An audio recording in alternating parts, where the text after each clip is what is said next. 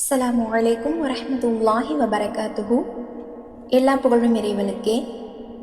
நபி ஸல்லல்லாஹு அலைஹி வஸல்லம் அவர்கள் செய்த பிரார்த்தனைகள் பகுதியில் இன்று நாம் பார்க்கவிருக்கும் பிரார்த்தனை, நல்ல விஷயங்களை நமது உள்ளம் நினைப்பதற்கும், நல்லவற்றை நம் கண்கள் பார்ப்பதற்கும், கெட்டவற்றை நம் காதுகள் செவியுறாமல் இருப்பதற்கும், நம்முடைய வலதுபுறமும் நம்முடைய இடதுபுறமும், நமக்கு மேலும் நமக்கு கீழும், நமக்கு முன்பாகவும் நமக்கு பின்பாகவும், நம்மை சுற்றிலும் முழுவதுமாக ஒளி பெறுவதற்கு இறைவனிடம் பிரார்த்திக்கும் விதமாக இறுதி தூதர் முஹம்மது நபி ஸல்லல்லாஹு அலைஹி வஸல்லம் அவர்கள் செய்த பிரார்த்தனை.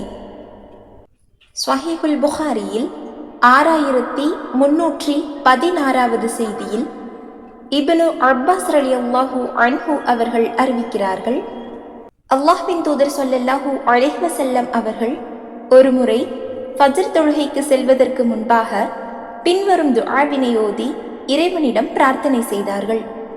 அந்த துஆ, அல்லாஹும்ம ஜஅல் ஃபீ கல்பி நூரா வ ஃபீ பஸ்வரி நூரா وفي سمعي نورا وعن يميني نورا وعن يساري نورا وفوقي نورا وتحتي نورا وأمامي نورا وخلفي نورا واجعل لي نورا.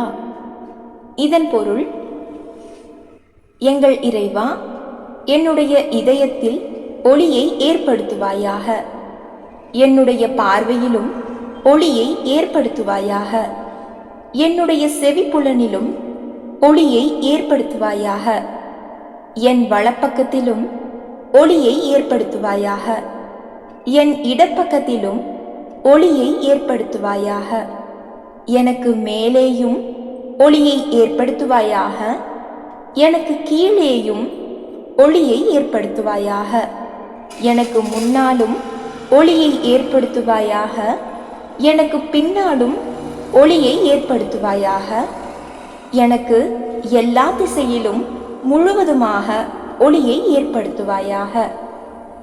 அஸ்ஸலாமு அலைக்கும் வரஹ்மத்துல்லாஹி வபரகாத்துஹு.